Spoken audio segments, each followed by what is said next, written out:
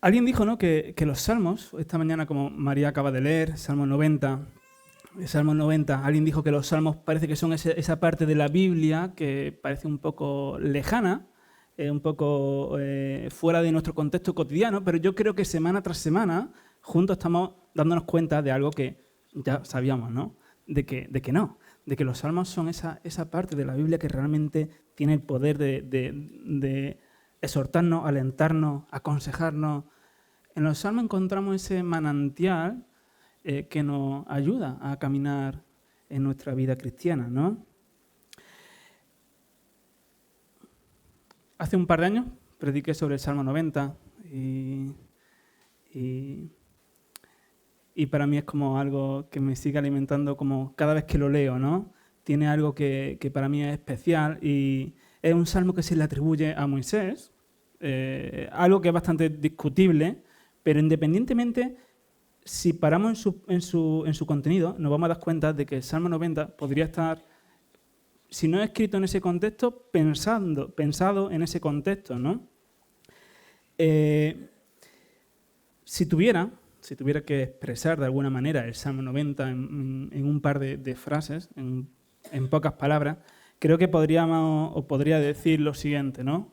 Podría decir que el Salmo realmente nos ayuda, nos exhorta a enfatizar con un sentido de urgencia que contemplar al Dios eterno y santo, en contraste con nuestra condición, digamos, efímera, frágil,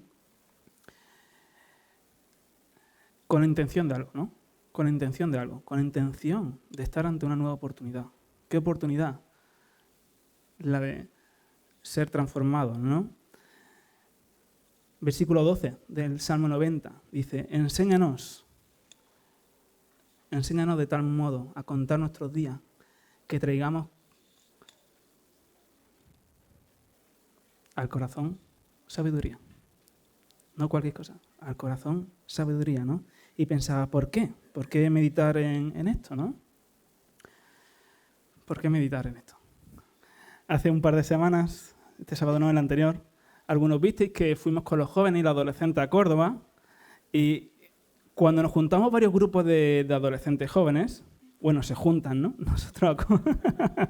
Se juntan. Ocurre algo que me he dado cuenta que no ocurre cuando nos juntamos los adultos. Y es que nos presentamos y decimos nuestra edad, ¿no? Vaya, imaginaros. Claro, allí se escuchan 12, 13, 15, 17, 20 el que más, ¿no? 20 el que más. Luego los jóvenes esperan que otros digan su edad. Tranquila, Gemma, no voy a decir qué números se escuchan, ¿no? Pero siempre me choca y digo, hay una parte de mí interna que intenta decir 25. Pero ahí me di cuenta de que no, de que pasaron los años mucho más rápido de lo que yo quería aceptar. 30, 40, 50, 60, 70, incluso algunos 100. 100 años que pasaron como un suspiro, ¿no? 100 años que pasaron como un suspiro. Y te preguntas, ¿en qué momento pasé de tener un bebé que lo movía por la casa con agilidad a tener a alguien en brazos que me cuesta trabajo levantar, ¿no? Pasé de tener a un niño al que cuidaba a tener a alguien que me cuida, que me vigila.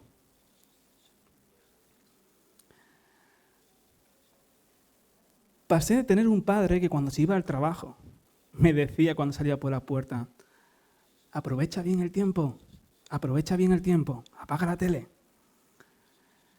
Pasé de eso a ser yo ahora el que dice esas palabras cuando me voy de casa. Es gracioso, ¿no? Porque ahora entiendes que había algo de vida allí donde antes pensabas que lo único que quería tu padre era arruinarte el día, ¿no? Y me pregunto, ¿y si uno de los motivos por los que los salmistas escribían estas oraciones, estos cánticos, es para que sus hijos, nosotros, pudiéramos no cometer sus propios errores o pudiéramos escuchar la voz de la experiencia? Y si el salmista realmente hay algo que quiere decirme que es importante, Porque el Salmo, ¿no? Porque el Salmo 90 nos invita a meditar a la luz de cómo estamos viviendo. No sé si te lo has preguntado, pero ¿por qué el Salmo quiere invitarme a que reflexiones sobre eso, ¿no? Y creo que la respuesta es fácil. Es fácil. Porque el salmista y mi padre sabían algo. Sabía que la vida es breve, que la vida se pasa rápido, que lo normal es que cuando no te des cuenta estés viviendo justamente para aquello que no querían vivir, ¿no? No sé si te has preguntado alguna vez quién es quien marca tu agenda, quién marca tus días, y a veces cuando me hago esta pregunta digo, quizás la pereza, quizás me gustaría modificarla, pero no me atrevo a modificarla por algo, ¿no? Pero no. La realidad es que mi agenda me la marca algo más profundo, ¿no? Realmente mi agenda me la marca algo que mi corazón anhela muchísimo, ¿no? Si alguien dijo que aquello que más amas, ¿vale? Piénsalo porque es una realidad. Esta semana estaba pensando sobre esto y es totalmente cierto. Justamente aquello que más amas va a ser aquello que consuma tu vida. Aquello que más amas es aquello que consume tu vida.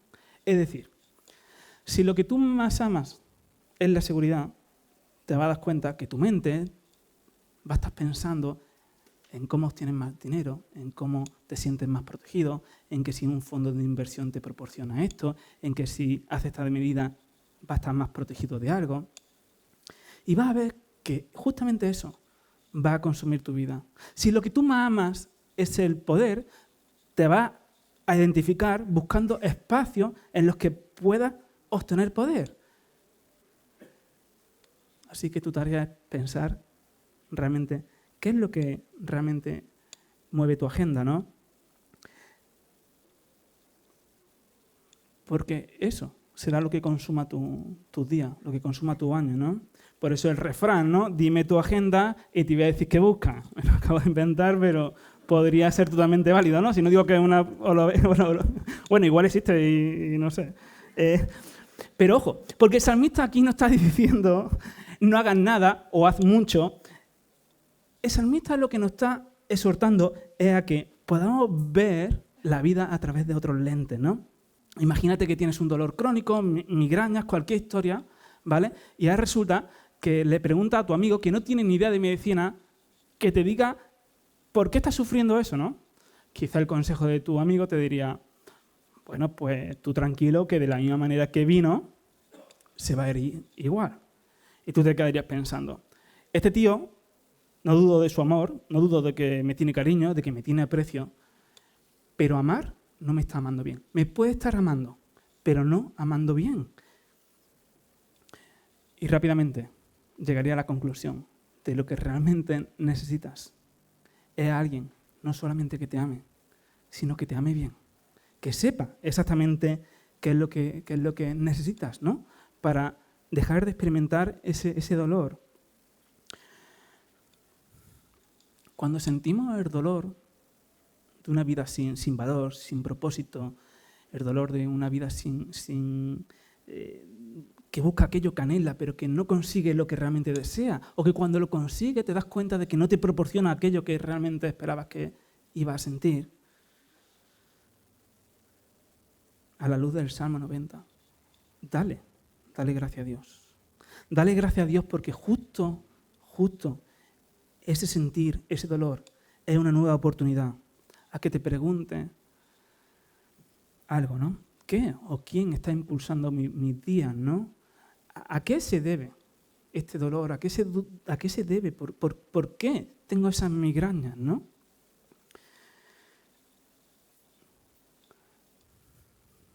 Acercándonos al Salmo 90, podríamos decir que el salmista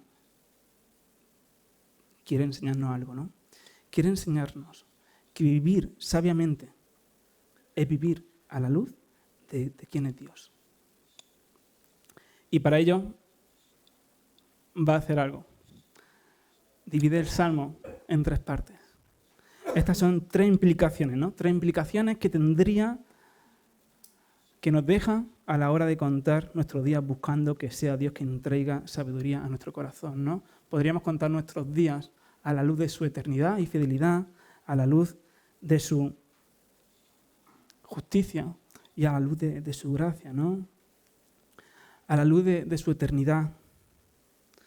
Y es que si observamos el Salmo, si miramos los versículos del 3 al 6, nos vamos a dar cuenta que el salmista utiliza otras imágenes. Utiliza la imagen del polvo, la imagen del sueño, la imagen de la hierba. Porque el hombre volverá al polvo, porque nuestras vidas se van a esfumar como un sueño. Y porque nuestra vida es tan débil como esa hierba que crece por la mañana y que por la noche se seca, ¿no? Pero si lo piensas, en realidad el salmista con esto no está simplemente sacudiendo nuestra vida, sino que está sacudiendo algo mucho más interior. Está sacudiendo realmente algo profundo, nuestro orgullo. Porque todos, en momentos de nuestra vida, pensamos que somos fuertes, que tenemos vitalidad, que tenemos salud. Pero hay otra realidad, ¿no? Que no más lejos de la realidad es que justamente esa fuerza, esa vitalidad, esa salud puede desaparecer en cualquier momento, ¿no? En cualquier momento, de un día para otro, ¿no? Por eso el salmista quiere que te detengas y que pienses algo en lo que no sueles pensar. Quizás no tienes tanto tiempo como crees. Por lo tanto, ¿no sería sabio preguntarse qué estás haciendo con tu vida? ¿Vale la pena a lo que le estás dedicando tanta fuerza o esfuerzo? Y obviamente todos tenemos que trabajar para proveer para nuestra familia, ¿eh? Que nadie me malinterprete. Pero la pregunta es, ¿estás preparado si la hierba se seca? En mi infancia me encantaba pensar sobre la vida antes del diluvio, ¿no? Ahí vemos a personas que vivían 100, 200, 500, 900, casi 1000 años. Y no sé por qué recuerdo esos pensamientos con cariño, ¿no? Soñaba, fantaseaba con, oye, ¿cómo sería vivir 1000 años, no?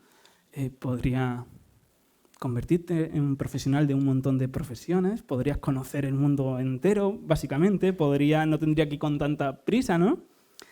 Podría conocer a los nietos de mis nietos, de mis nietos, de mis nietos, de mis nietos. Imagínate, mamá, ¿quién es este? Y los cumpleaños. En cambio, en el Salmo 90, el salmista habla de años de 70 y 80 años, parecido a lo nuestro, ¿no? Y es que la realidad, sin entrar en hacerlo de una manera muy simple o en discusiones, la Biblia nos muestra que la vida, una vez que entró el pecado, Dios fue acortando esos años de vida, ¿vale? 70, 80 años. Pero Matusalén vivió casi 1000. Y pensando sobre eso, prefiero 1000 a 70 o 80. Uno puede ser 30. Uno a los meses.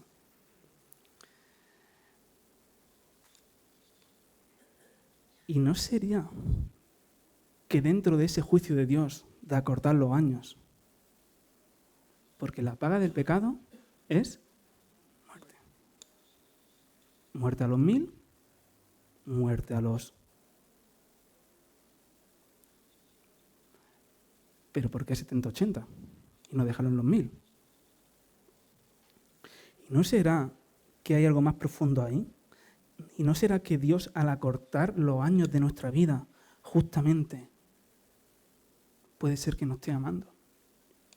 Nos esté amando. Impidiendo que pongamos nuestra esperanza cada vez más en este mundo.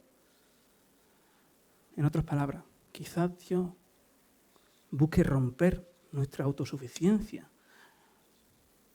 para que vayamos en búsqueda de aquel que realmente puede sostenernos, ¿no? Mientras la invitación del mundo es que vaya y busque esperanza y busque ocupación en cualquier cosa que tenga poco valor, ¿no?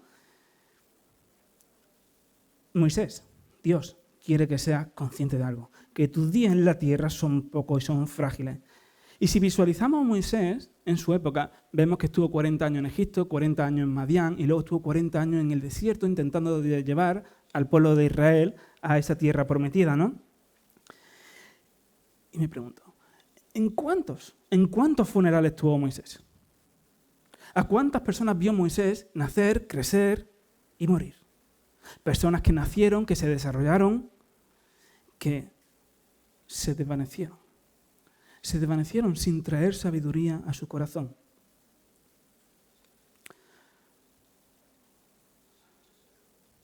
Santiago habla de esto, ¿no? Ahora escuchen esto, ustedes que dicen, hoy o mañana iremos a tal o cual ciudad, pasaremos allí un año, haremos negocio, ganaremos dinero, y ni siquiera saben qué sucederá mañana. ¿Qué es su vida? Ustedes son como la niebla que aparece por un momento y luego se desvanece. Pasé por alto, aposta, el versículo 1 y versículo 2, porque creo que a la luz de este bajón real, tiene más sentido el versículo 1 y 2. Dice, tú, Dios, tú no has sido refugio de generación en generación. Y es curioso porque resalta algo realmente revelador, ¿no? No dice, tú has sido refugio en un momento concreto, tú has sido refugio para esta generación. No, tú has sido refugio de generación en generación. El salmista implícitamente quiere mostrar algo. Quiere mostrar que tú has sido el refugio fiel por siempre. Por siempre. Si te observas y observas alrededor de tu vida, a tus vecinos, a tus compañeros de trabajo, a tu gente, vas a ver que todos andamos buscando algo. Buscamos refugio, todos. Buscamos refugio y ese refugio va a ser proporcional al valor que le demos a lo que queremos guardar o proteger, ¿vale? Si el móvil es caro, probablemente le saques un seguro. Si el otro día algunos aquí hablábamos de, oye, ¿y si llenamos bidones de gasoil para refugiarnos de la subida del precio, ¿no? Cuando vas a escoger un trabajo, ¿qué valoras? Obviamente el sueldo, pero en España decimos algo muy coloquial, ¿no? Un trabajo que sea para toda la vida, que la empresa sea robusta, sea solvente, que no me vaya a dejar impagos, ¿no? En teoría, el gobierno aplica políticas, ¿para qué? Para que el ciudadano se pueda refugiar bajo esas políticas. Por eso la pregunta, ¿está mal refugiarse? ¿Está mal que busque refugio? Obviamente no está mal. Es más, si fuimos creados para vivir con la sensación de estar protegidos, si fuimos creados con la sensación, con la necesidad de sentirnos protegidos. El problema viene en lo que sabemos bien en esta iglesia, ¿no? En el momento que nos hemos desconectado de Dios, convertimos esos falsos refugios en un refugio final. Una casa, como ya tengo mi casa, ya estoy tranquilo. O unas vacaciones, o ese puesto de trabajo, o ese ascenso, esa subida salarial.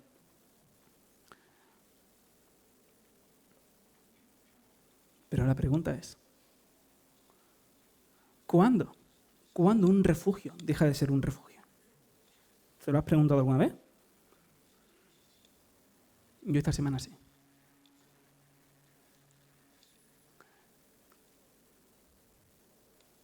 Cuando viene algo más grande que el refugio. Ahí el refugio deja de ser un refugio, ¿no? Tú puedes refugiarte en la mejor empresa, que si viene una crisis suficientemente fuerte, verás lo que pasa con la empresa.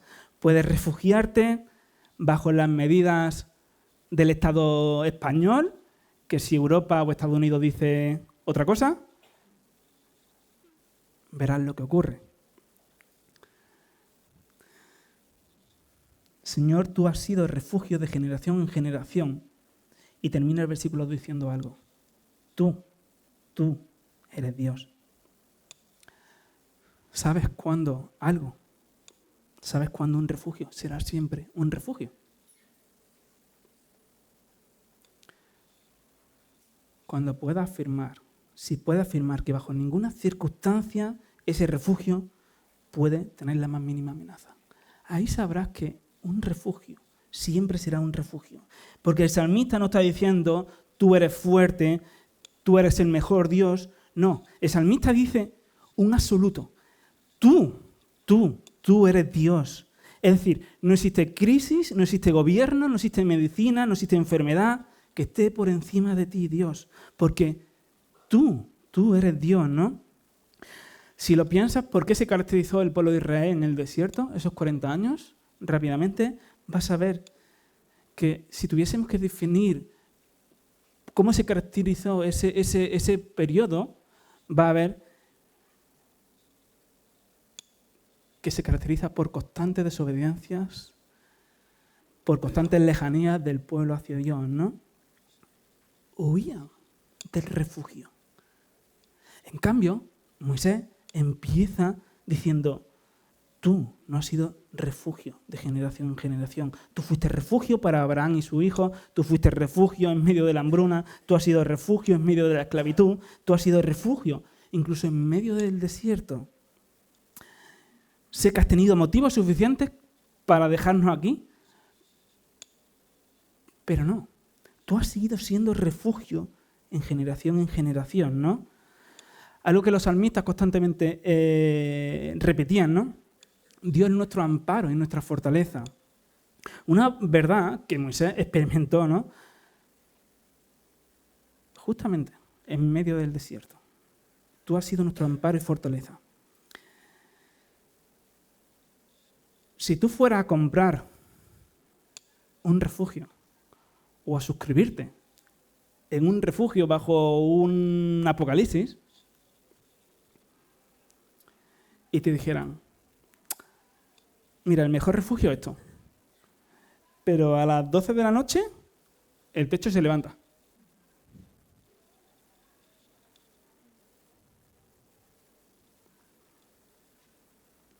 Te cuestionarías algo, ¿no?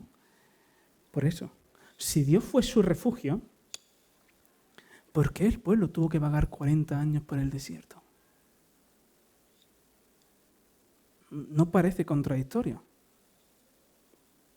Si volviésemos a mi dolor de migraña y fuera mi amigo, me gusta más el consejo del primero al consejo quizá del segundo, del que me quiere amar bien. Dice Dietrich Bonhoeffer que Dios no nos da una leve vida para que vivamos despreocupadamente, sino una vida difícil que nos hace depender de Él. Y es que el desierto no es simplemente un lugar físico, que lo fue y que lo es, sino que también es un símbolo, ¿no? Un símbolo de aquellos periodos que llegan a tu vida como prueba y desafío que todos enfrentamos en nuestra vida, ¿no?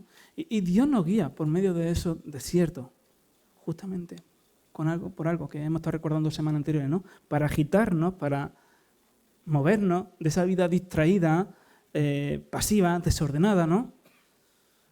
Para mostrarnos algo mucho mejor, ¿no?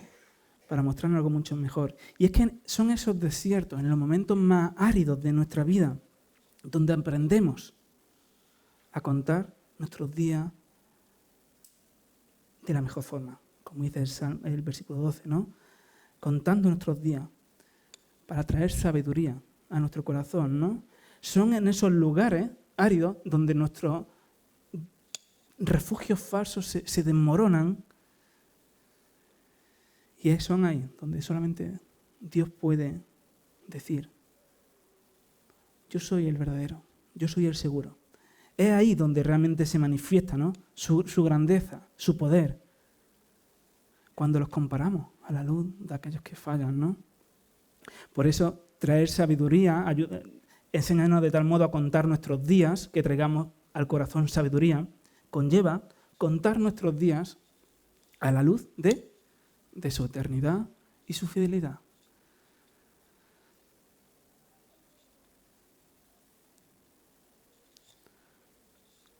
También contar bien los días, conlleva mirar nuestros días a la luz de su justicia. Nos enseña también el Salmo del 7 al 11.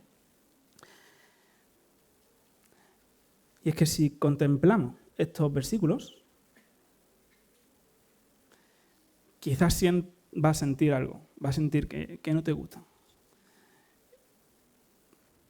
No sé si te has preguntado por qué tu vida es tan breve.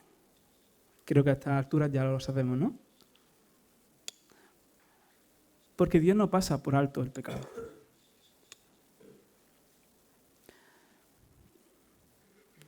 ¿Y sabes cómo responde Dios al pecado? Lo dice el Salmo, no lo digo yo. Versículos 7, 9 y 11. Vas a ver que dice que Dios responde al pecado con ira y con furor. Así que el salmista reconoce algo, ¿no? Reconoce que nuestra muerte física no es producto de que Dios sea justo. Nuestra muerte física es producto de que nosotros somos injustos. Si nosotros fuéramos justos, Dios no tendría ningún problema en declararnos justos. El problema es que nosotros no lo somos. Ese es el problema, ¿no? Y de hecho, aunque haya momentos que no te guste, que Dios sea justo es una gran noticia. Es una gran noticia porque nos recuerda quién es Él. El diferente. El diferente. Como seres humanos decimos que nos encanta la justicia y nos encanta la justicia. De hecho, todos los países que tenemos un ministerio de justicia. No sé si soy yo el único que le encanta por la mañana, bueno, por la mañana no, cuando pongo ahí las noticias, ¿no? Aplicar ahí su justicia desde el sofá, fin, castigado, ¿no? Soy el único que se frustra, que le genera impotencia, que le genera ira, que le genera furor. Claro que no. A todos nos gusta la justicia. Siempre y cuando no sea contra ti. Y quiero que pienses algo rápido. Si Dios no fuera real y Dios no existiese, y fuésemos productos de una evolución, de una serie de átomos, el tiempo y algo que no hay nadie por encima nuestra, ¿qué sentido tiene la justicia? Ninguno. No estaría, es decir, creo que esta semana un padre por Alicante, por ahí, mató, no sé si lo habéis leído, mató a su hija de 3 años. A su hija de 3 años. Si Dios no fuera real y no estuviera por encima y solo Él pudiera decir lo que es justo y no justo, ¿quién podría decirle a ese padre que lo que ha hecho está mal? Porque si Dios no es real, lo que para ti está bien o para mí está mal, está bien. Por eso,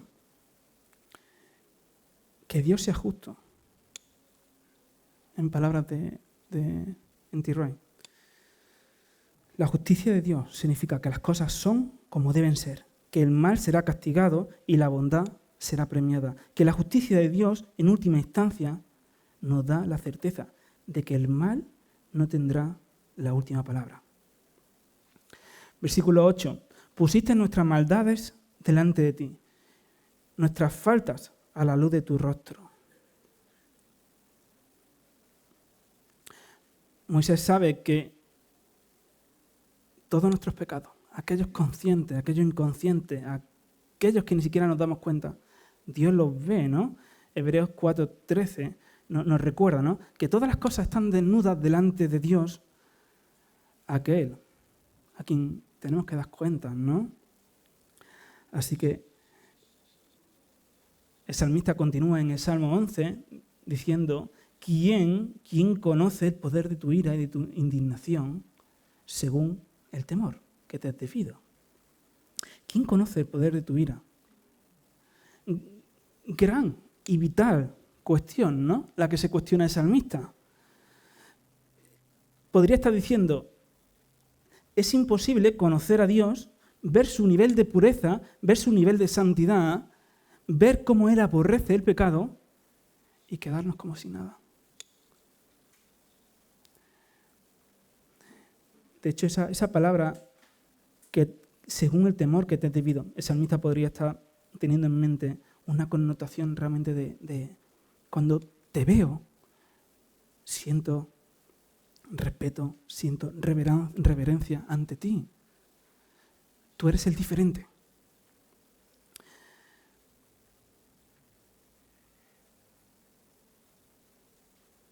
Si Él es justo, no puedo pedirle que cierre el ojo ante mi pecado.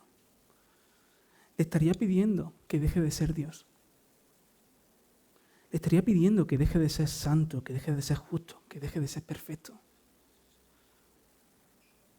A veces nos gusta, ¿no?, asociarnos con lo corrupto, con la intención de poder adquirir algo, ¿no? Algo que queremos evitar tener que pagar el precio. Pero en el fondo, tenemos ese deseo interno, ¿no? Ese deseo interno que anhela que haya justicia. Que el padre de esa niña de 3 años cumpla el precio de lo que ha cometido, ¿no? En el fondo, el ser humano tiene un sentido de justicia y lo quiere, lo necesita.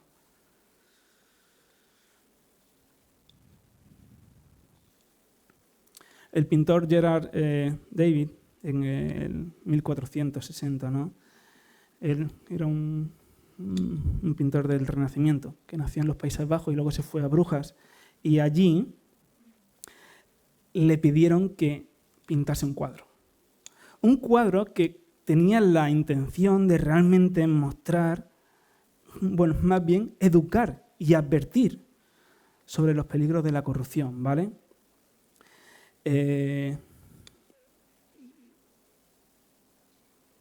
El cuadro de la derecha muestra cómo Sisánes, que fue un juez del reinado persa muchísimos años atrás, esto lo pinta Gerard en el 1400 y el reinado persa bastante antes de Cristo. Estaba ese juez, Sisánes, ¿vale?, que está en la silla y que lo ponen ahí. Bastante gráfico. Pero cuando deciden hacer esta pintura sobre algo real, querían educar y advertir de que la corrupción se paga, ¿no? Y es que Sisánes, que era un juez que se dejaba sobornar y aplicaba políticas injustas, cuando el rey Cambises, ¿no?, y el pueblo ven exactamente lo que está ocurriendo, deciden aplicar justicia. La justicia que aplican es la de matarlo y con su propia piel tapizar la silla en la que él dictaba esos juicios injustos.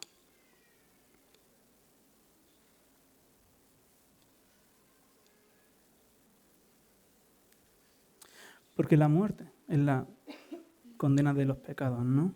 Es la condena de nuestras maldades, ¿no? Si Dios no aplicara sentencias sobre nuestras vidas, le estaríamos pidiendo que se convirtiera como en ese juez injusto. Volviendo a recordar las palabras de N.T. Wright, la justicia de Dios, en última instancia, nos da la certeza de que el mal no tiene la última palabra. Así que vivir, traer sabiduría a nuestra vida, contar nuestros días en sabiduría a la luz de quien es Dios, conlleva hacerlo a la luz de su eternidad y fidelidad, a la luz de su justicia y a la luz de su gracia. A la luz de su gracia. Ahora volvemos ahí. Y es que hasta aquí el salmista, ¿no?, ha querido recordarnos que la vida es realmente breve, es efímera, Dios es el eterno, el santo, y el salmista encuentra en Dios lo que no encuentra en él.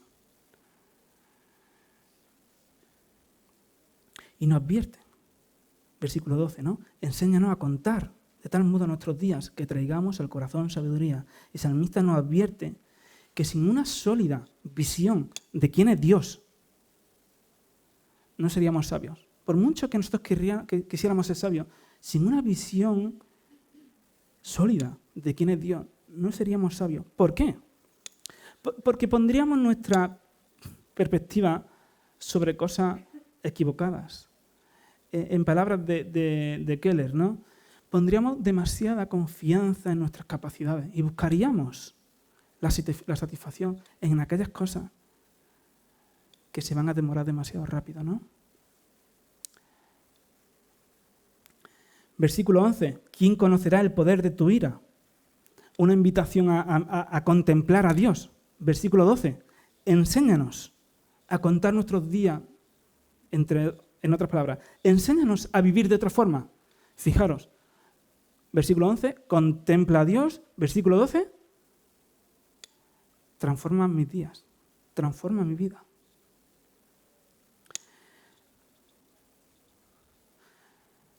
Blas Pascal dice, las personas sabemos que existe un problema, pero nos resistimos a detenernos el tiempo suficiente como para pensar en dicho problema. El hombre no encuentra nada tan intolerable como estar en un estado de reposo total, porque ahí es cuando se enfrenta a su nulidad, soledad, inadecuación, dependencia, impotencia y su vacío. Y enseguida surge de las profundidades de su alma el hastío, la tristeza, la depresión, el resentimiento, la desesperanza. Hay dos formas que las personas evitan pensar en este tipo de asuntos: la diversión y la indiferencia. A través de la diversión llenamos nuestro tiempo con actividades relativamente inútiles, simplemente para evitar tener que enfrentarnos a la verdad de nuestra condición miserable. La desgracia natural de nuestra mortalidad y debilidad es tan miserable que nada nos puede consolar cuando pensamos realmente en esto.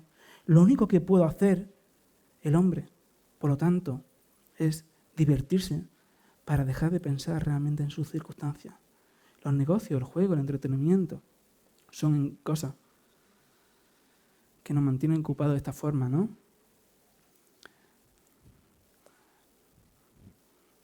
Blas Pascal, en 1600, donde no había ni Netflix, ni Facebook, ni una décima parte del ocio que hoy tenemos en nuestras vidas.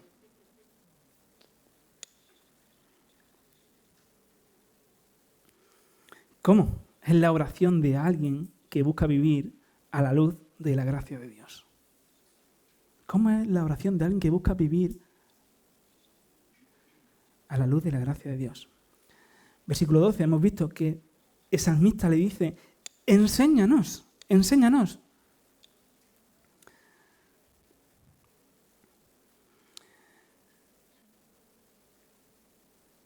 Y aquí está la verdadera sabiduría. En alguien que reconoce que no es quien debe ser y que le dice, enséñame, Dios, a vivir de una manera diferente. Esta es la oración de alguien que busca vivir a la luz de su gracia, ¿no? Enséñame, Dios, porque estoy cansado, porque no quiero seguir viviendo como vivo. Aquí está la verdadera sabiduría, ¿no? Versículo 13. Vuélvete, Jehová, ¿hasta cuándo? Ten compasión de tus siervos. Nuestro pecado no es simplemente ofender a Dios, no es simplemente criticar, robar. Nuestro pecado también es cuando vivimos de manera indiferente, de manera pasiva, a la luz de quién es Dios. A la luz de quién es Dios. Solo el pecador arrepentido es el que recibe su gracia. Y solo este, es el que tiene la esperanza de que Dios se vuelva. Y si en el versículo 3 el salmista recuerda que todos van a acabar en el polvo, en el versículo 13 el salmista tiene la esperanza de que Dios se va a volver y tener misericordia de él y lo va a levantar del polvo. El que vive bajo su gracia sabe que Dios lo va a levantar, que Dios se volverá y que derramará su misericordia sobre él. Versículo 14. De mañana, sácianos de tu misericordia y cantaremos y nos alegraremos todos nuestros días. Es revelador este versículo porque si por algo recordamos todos los años en el desierto de Israel, era, ¿no? Tú le preguntas a un niño qué ocurría durante los años en el desierto y te va a decir rápidamente el maná. A lo mejor no sabe lo que es el maná, pero Dios proveía del maná. En cambio, si Dios proveía de alimento de manera milagrosa hacia su pueblo, el salmista le dice, sácianos de tu misericordia. Para cantar, para alegrarme. Y me hace pensar en el versículo 9 y 10, ¿no? Porque si en el 9 y 10 está hablando de que todos nuestros días se van a declinar a causa de tu ira, acabaremos nuestros años como un pensamiento, la brevedad de la vida, nuestra vida será de 70, 80 años el que más, con todo, es molestia. Ahora, cuando Él mira su gracia, dice, sáciame para cantar.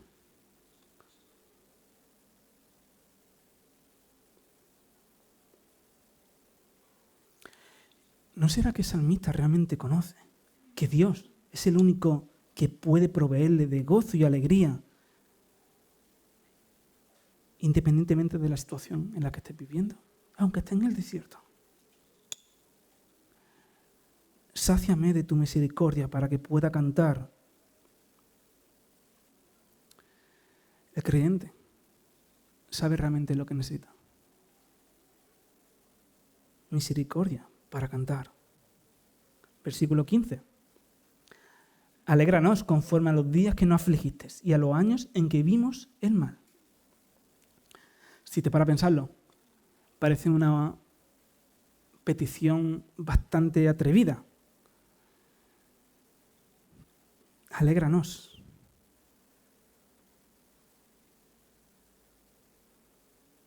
Lucas 15. Encontramos el pasaje del hijo pródigo. El hijo menor de su casa le pide al padre que le dé todo. Él se va, desperdicia lo que el padre le da, vive como quiere, vive fuera del refugio. Y cuando se gasta todo lo que tiene, es consciente de que no es merecedor de nada. Pero ocurre algo interesante, y es que cuando vuelve a casa, él ensaya las palabras. Y como se siente que no es merecedor, él intenta apuntar a ver si puede conseguir algo. Déjame ser un jornalero en tu casa. Él es consciente que no es merecedor de nada y cuando se acerca, intenta apuntar bajo. Porque es consciente de que no es quien debería ser. En cambio, el padre, cuando lo ve, lo viste, le pone un anillo, le pone la sandalia y hace matar el animal más grande, más rico, más gordo. El padre le da al hijo mucho, mucho, mucho más de lo que el hijo esperaba y de lo que el hijo merecía. Por eso Moisés se acerca a Dios y le dice, alégranos conforme a los días que nos afligiste. Porque no es una oración simplemente atrevida, es una petición de alguien que confía a quien se la está haciendo. El creyente puede acercarse a Dios y pedirle a Dios lo que sabe que no le corresponde, lo que sabe que no es digno de recibir, pero puede acercarse a Él y pedirle con esa confianza, porque pide desde la gracia, pide desde la gracia. Versículos 16 y 17, el salmista termina el salmo pidiéndole a Dios que su presencia esté en ellos. Es curioso, porque si bien parte del salmo está hablando de la ira y del furor de Dios, El salmista termina pidiéndole a Dios algo. Cercanía, intimidad. Y cuanto menos es sorprendente.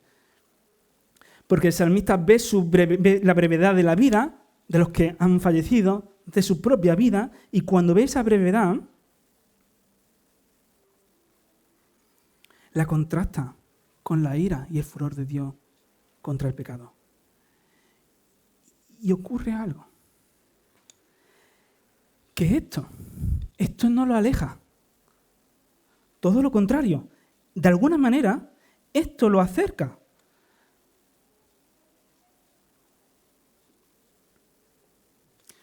El salmista no termina ni con silencio, ni con miedo, sino que termina pidiéndole algo. Termina pidiéndole, Dios, manifiéstate en mi vida. Le pide intimidad. Sea la luz de Jehová nuestro Dios sobre nosotros. Sea la luz de Jehová, de Dios sobre nosotros. La obra de nuestras manos confirma sobre nosotros. Sí, la obra de nuestras manos confirma intimidad, que Dios obra en ellos. Lejos de alejarlo, lo acerca. Porque el pecado puede generar dos cosas en tu vida. Te puede alejar de él por miedo, por vergüenza, por ceguera, por culpa. Pero también puede acercarte a él en arrepentimiento y confianza. Cuando los ciudadanos miraban la silla de Sinsanes, podrían decir, el que la hace, la paga. Cuando nosotros miramos la cruz de Cristo, podemos decir, el que la hace, la paga. Mientras Sinsanes fue torturado por sus propios pecados, todos sabemos por quién fue torturado Cristo. Para que en palabras de Hebreos 4:16, ¿no? Dice, por tanto, justamente los versículos anteriores está hablando de que tenemos un sumo sacerdote, ¿no? Aquel que intermedia entre el Padre y nosotros. Y dice, por tanto, acerquémonos con confianza al trono de la gracia para que recibamos misericordia y hallemos gracia para la ayuda oportuna.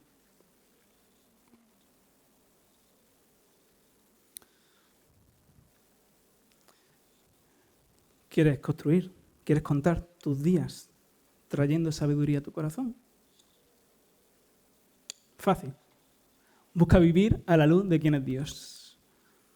La pregunta, ¿cómo se hace esto? ¿No? ¿Cómo se hace esto? Como es una aplicación, la aplicación es para que se aplique. Y la invitación es que esta semana saques un ratito, 10, 15, 20 minutos, y puedas pedirle a Dios lo que el salmista le pide en el versículo 12, ¿no? Enséñame a contar mis días a la luz de tu vida, ¿no? Medita sobre su eternidad. Dios no tiene prisa, nosotros muchas veces sí, por eso los 10 o 15 minutitos. El Dios eterno, el Dios fiel, ¿no? Medita en su santidad. ¿Te gustaría que Dios dejase de ser justo, santo?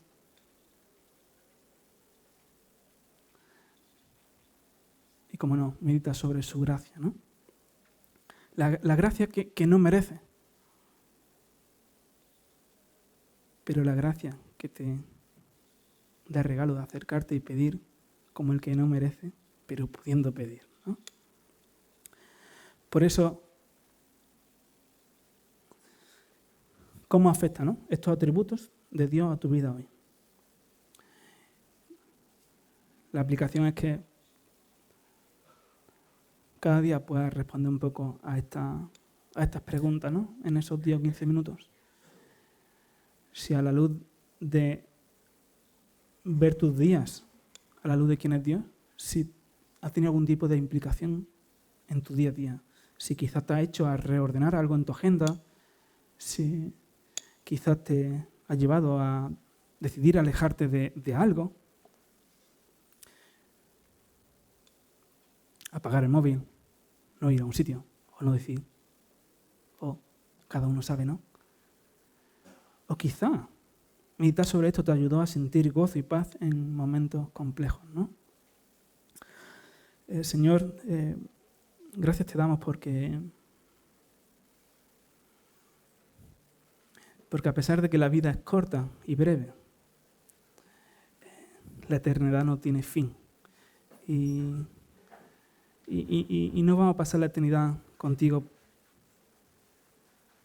porque lo merecemos, sino porque tú, Señor, tú te pusiste en aquella cruz por nosotros. Así que ayúdanos a vivir nuestra vida a la luz de tu persona, Señor. Te damos gracias porque te tenemos, porque te conocemos, porque tú te has revelado en nuestra vida y podemos afrontar nuestra breve vida en el mejor de los refugios, Señor.